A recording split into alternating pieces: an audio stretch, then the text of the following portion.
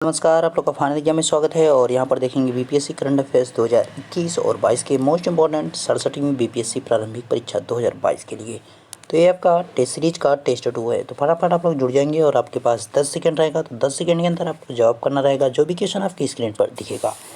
तो बढ़ेंगे पहले क्वेश्चन की तरफ और पहला क्वेश्चन आपकी स्क्रीन पर आ रहा है। तो आप लोग पहले क्वेश्चन का जवाब करेंगे कि सही उत्तर इसका क्या होगा। तो टाइमर आपका पहले से ही स्टार्ट है, लेकिन आपको दोबारा से कर दिया जाएगा, कोई दिक्कत नहीं है। फिर से रीस्टार्ट कर दिया जा रहा है।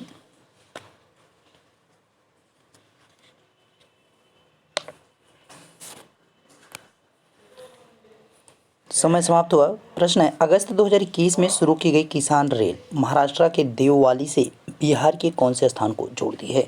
यानी एक किसान रेल शुरू की गई, वो महाराष्ट्र के देववाली स्थान से शुरू होती है और जाती कहाँ तक है, बिहार तक। लेकिन बिहार के कौन से स्थान तक जाती है उसके बारे में पूछा गया है। तो बिहार के कौन से स्थान तक जाती है, दानापुर तक। ये डिस्टेंस तय करती है 1519 किलोमीटर की। ध्यान रखना, महाराष्ट्र के देवावाली से कहाँ तक जा रही है, बिहार के दानापुर तक। ध्यान रखिएगा, क्या है, किसान रेल, जिससे जो है आपका यहाँ पे जो ताज़े फल होते हैं या सब्जियाँ होती हैं उनकी जो है यहाँ पे इसको ट्रेवल किया जाएगा। यानी उससे जो है यहाँ पे ट्रांसपोर्ट किया जाएगा, उनको एक स्थान से दूसरे स्थान तक पहुँचाया जाएगा बहुत ही कम समय में। अगले प्रश्न का आप जवाब करेंगे कि इसका सही उत्तर क्या है।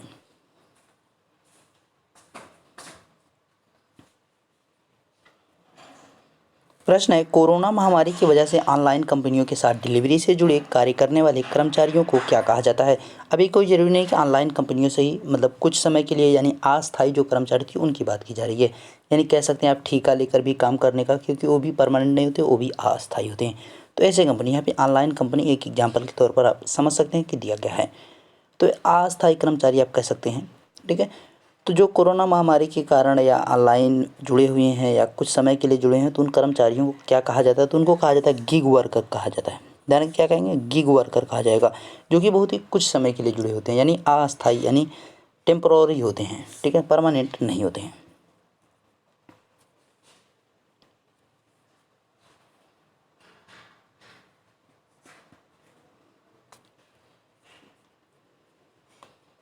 प्रश्न है, सर्वोच्च न्यायालय द्वारा गठित लखीमपुर खीरी हिंसा पर जांच समिति की अध्यक्षता।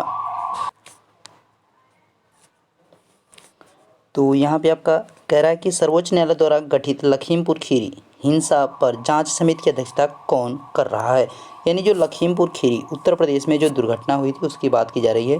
तो उसकी जो अध्यक्षता की गई, यानी सर्वोच्च न्यायालय के द्वारा जो एक समिति बनाई गई है, उसकी अध्यक्षता के बारे में किसको दिया गया है।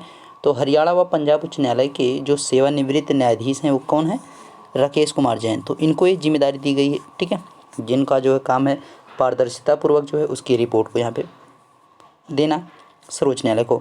इससे पहले इलाहाबाद हाईकोर्ट ने जो है अपना प्रदीप कुमार श्रीवास्तव को जो है इलाहाबाद हाईकोर्ट से जो है सेवानिवृत्त, जो यहाँ पे सेवानिवृत्त जो है न्यायाधीश थे, उनको यहाँ पे नियुक्त किया गया था इसी जांच के लिए, ठीक है। ये इलाहाबाद हाईकोर्ट ने किया था, तो ये उत्तर प्रदेश सरकार ने किया था, लेकिन ये जो है सर्वोच्च न्यायालय के द्वारा किए गए। कौन, राकेश कुमार जैन।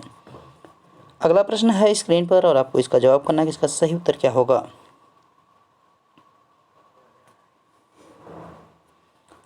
बीमा अधिनियम 1938 में बीमा संशोधन अधिनियम 2021 के तहत अब कोई विदेशी निवेशक, यानी एफडीआई की बात की जा रही है, फॉरेन आपका यहाँ पे जो है डिपार्टमेंट की बात की जा रही है, ठीक है।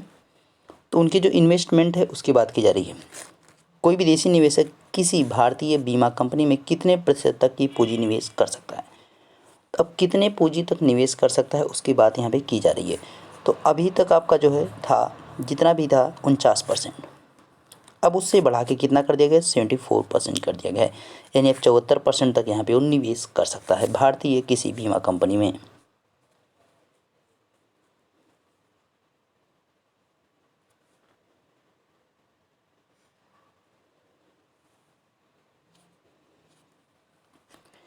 पर्यावरण को नुकसान पहुंचाने में पहली बार किस देश की सरकार पर वहां की निचली अदालत ने 1 यूरो का प्रतीकात्मक जुर्माना लगाया है। 1 यूरो अगर आप बात करें तो यहाँ पे भारतीय रुपये में जो है वर्तमान में जो है 85.43 रुपये के बराबर है, ठीक है। 1 यूरो की बात की जा रही है, 1 यूरो जो है इतने रुपए के यहाँ पे बराबर है भारतीय रुपये में। तो इतने रुपए का जुर्माना लगाया गया है, किसके, कौन से देश पर लगाया गया है। तो यहाँ पे अगर राइट आंसर की आप बात कर रहे हैं तो राइट आंसर क्या हो जाएगा, फ्रांस हो जाएगा। तो फ्रांस के जो पेरिस, यहाँ पे पेरिस की निचली अदालत जो है वहाँ पे एक निचली अदालत उसके द्वारा जो यहाँ पे लगाया गया है रूस में, किस लिए? केवल पर्यावरण को नुकसान पहुँचाने के लिए। कितने का? 1 यूरो का जो है यहाँ पे लगाया गया जुर्माना।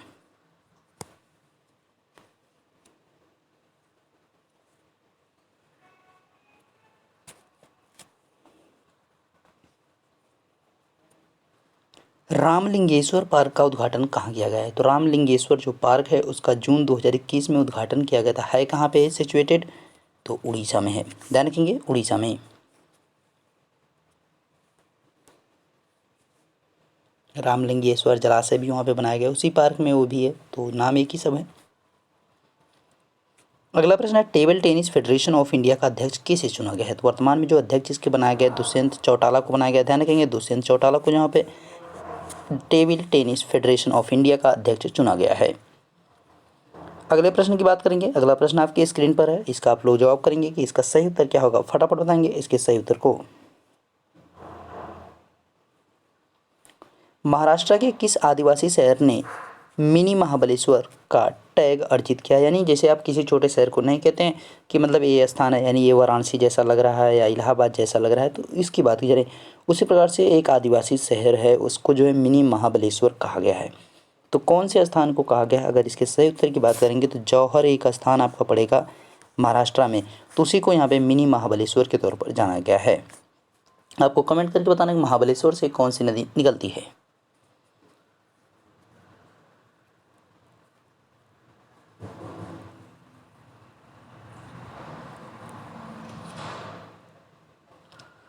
प्रश्न, इनमें से वर्ल्ड सोलर बैंक को किसने नवंबर 2021 में लॉन्च किया है? तो नवंबर 2021 में यहाँ पे लॉन्च किया गया है किसके द्वारा? इंटरनेशनल सोलर अलायंस के द्वारा। इंटरनेशनल सोलर अलायंस के द्वारा। इंटरनेशनल सोलर अलायंस जो है इसका जो हेडक्वार्टर बनाया गया है, देखिए एकमात्र ऐसा अंतर्राष्ट्रीय संगठन है जिसका हेडक्वार्टर आपका भारत में है। तो कहाँ पे है? हरियाणा के गुरुग्राम में है। ध्यान रखिएगा, हरियाणा के गुरुग्राम में एकमात्र इंटरनेशनल जो है हेडक्वार्टर आपका भारत में पड़ता है, हरियाणा के गुरुग्राम में। तो ध्यान रखेंगे। और इसकी जो स्थापना की गई थी, अगर उसकी बात की जाए तो 30 नवंबर 2015 को इसकी स्थापना की गई थी। इंटरनेशनल सोलर अलायंस की बात की जा रही है, तो ध्यान रखेंगे। और एक इसकी जो स्थापना की गई यहाँ पे जो अभी यहाँ पे वर्ल्ड सोलर बैंक का यहाँ पे जो लॉन्चिंग की गई है, COP26 का जो सम्मेलन हुआ था उसमें किया गया है। तो ध्यान रखेंगे इस चीज़ का भी कब किया गया है? 2021 में। और कहाँ पे किया गया? तो COP26 आपका जो ग्लासगो में हुआ था, अमेरिका में।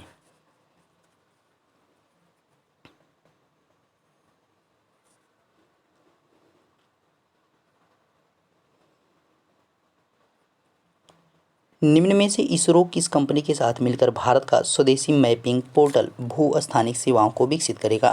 तो कौन सी कंपनी के साथ ही मिलकर एक काम करने वाला है? तो अगर राइट आंसर की आप बात करेंगे तो मैप माई इंडिया के साथ। ठीक है, इसके साथ इसरो जो है मिलके यहाँ पे जो भारत के छोटे छोटे स्थान हैं उनको भी यहाँ पे कनेक्ट करने की कोशिश की जा रही है, यानी सभी चीज़ों को एक साथ जोड़ने की कोशिश की जा रही है। मैप माई इंडिया।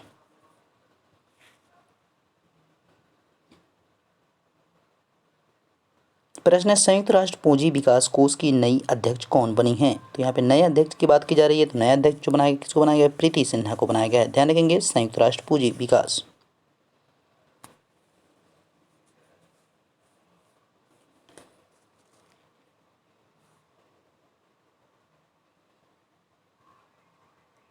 निम्न में से किसने अपने खेल करियर में तीसरी बार एलन बॉर्डर मेडल जीता है? तो किसने जीता है? तो एक खिलाड़ी हैं स्टीव स्मिथ, जो कि ऑस्ट्रेलिया के जो हैं बल्लेबाज हैं, क्रिकेट बल्लेबाज।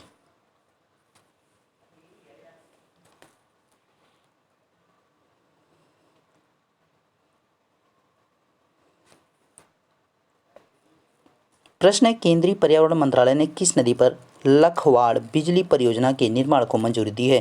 तो ये योजना जो बनाई जाएगी यमुना नदी पे बनाई जाएगी। ध्यान रखिएगा।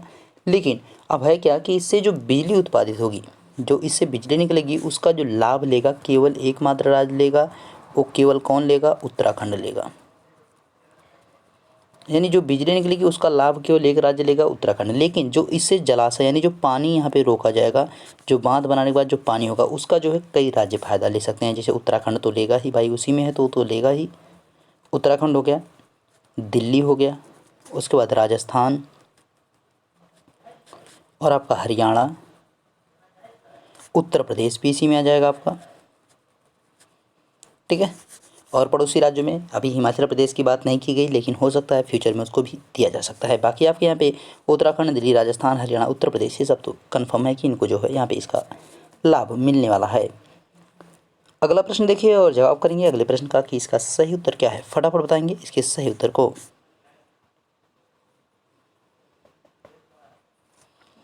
प्रश्न है, संयुक्त राज्य अमेरिका ने किस देश के साथ सभी व्यापारिक संबंधों को निलंबित कर दिया है। देखिए, निलंबित करने की वजह है, वो निलंबित किसके साथ किया गया है? म्यांमार के साथ। म्यांमार के साथ कहा गया कि जब तक नई निर्वाचित सरकार का गठन नहीं हो जाएगा तब तक जो है हम कोई भी व्यापार म्यांमार के साथ नहीं करने वाले हैं। तो म्यांमार की राजधानी की बात करेंगे नयपिदा है, और क्या तो यहाँ पर मुद्रा चलती है, तो ये भी आपको ध्यान रखना है। चीन बीजिंग युआन हो गया, बांग्लादेश ढाका टका हो जाएगा, भूटान का आपका थिम्पू और नगल ट्रम यहाँ पे करेंसी चलती है। अगला प्रश्न स्क्रीन पर जवाब करेंगे, इसका सही उत्तर क्या है।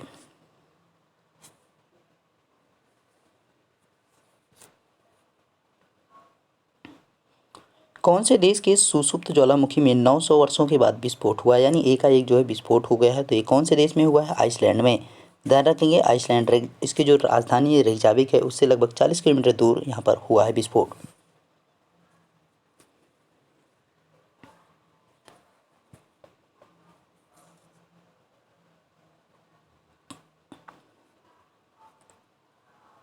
बांग्लादेश के ढाका और पश्चिम बंगाल के जलपाईगुड़ी को आपस में जोड़ने के लिए कौन सी ट्रेन की घोषणा की गई, यानी ट्रेन के एक नाम जो है यहाँ पे दिया गया है, एक ट्रेन चलाई जाएगी तो उसका क्या नाम दिया गया उसकी बात की जा रही है। देखिए, बांग्लादेश के ढाका से और यहाँ पे भारत का जो है पश्चिम बंगाल उसके जलपाईगुड़ी से दो स्थानों को कनेक्ट करने वाला, तो उस ट्रेन जो चलाई जा रही है उसका नाम क्या है? मिताली एक्सप्रेस।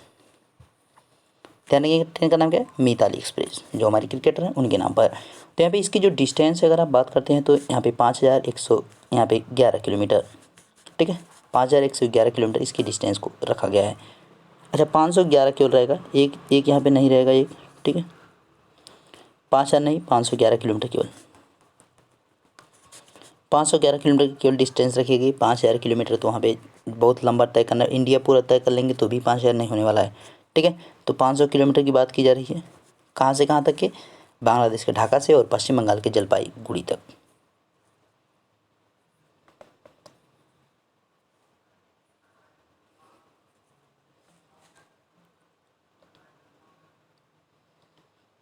प्रश्न है, कुंडनकुलम परमाणु ऊर्जा संयंत्र के विषय में असत्य कथन का चयन करें। तो कुंडनकुलम परमाणु ऊर्जा संयंत्र है कहाँ पे? पहला प्रश्न है, आप पहला पॉइंट है, यह परमाणु संयंत्र तमिलनाडु में स्थित, एकदम सही है। देखिए, आपका असत्य का चुनाव करना, यानी जो इसमें गलत होगा। कह रहा इसे रूस के सहयोग से निर्मित किया जा रहा है, ये भी आपका सही है। इसके निर्माण के लिए रूसी कंपनी रोसाटॉस द्वारा प्रौद्योगिकी प्रदान, यानी जो टेक्नोलॉजी दी जा रही है वो कौन दे रहा है? रोसाटॉस, जो कि कहाँ की कंपनी है? रूस की कंपनी है। कह रहा कि इसमें 6 इकाइयों पर संचालित होगी, मतलब यह जो है कितनी इकाई पर संचालित होगी? 6 इकाइयाँ, जिससे जो है 6000 मेगावाट ऊर्जा उत्पादित होगी, ये भी आपका सही है। यानी इसमें सभी सही हैं, तो इसका आंसर क्या हो जाएगा? ई ऑप्शन, क्योंकि इसमें एक से अधिक सही हैं। यानी और इसमें एक ये भी है कि इनमें से कोई नहीं, यानी कह रहा था असत्य है, तो इसमें कोई भी गलत नहीं है, इसलिए हमारा कौन सा होगा? ई हो जाएगा। अगला प्रश्न देखिए, इसका जवाब करेंगे, इसका सही उत्तर क्या होगा।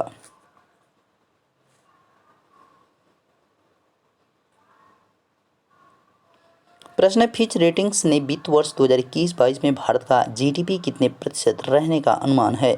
देखिए, फिच रेटिंग्स के अनुसार जो है पहले ही इन्होंने जब बताया था मार्च के यहाँ पे, जो फरवरी में 2021 के फरवरी में जब उन्होंने बताया था तो उस समय उन्होंने बताया था 12.8%, लेकिन फिर से उन्होंने जो है इसमें रिड्यूस कर दिया, उसको घटाया। दिसंबर में उन्होंने जब दिसंबर 2021 में इसको जारी किया, फिर से नई एक लिस्ट उन्होंने बना के बताई। उन्होंने कहा कि नहीं भाई, अब जो है यहाँ पे 8.4% रहने की उम्मीद है, ठीक है, 8.4% रहने की उम्मीद है। तो यहाँ पे आंसर आपका सी रहेगा, ध्यान रखिएगा। अगला प्रश्न देखिए और इसका आप जवाब करेंगे, इसका सही उत्तर क्या है।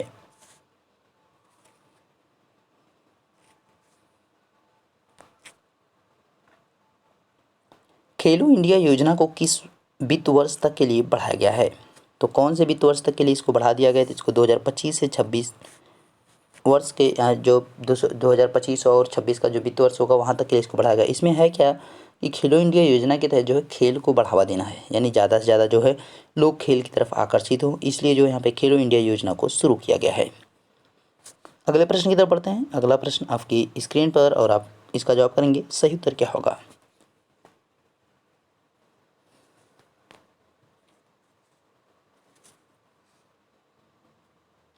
निम्नलिखित में से कौन सा कथन उइगर मुस्लिम के बारे में आ सकते हैं?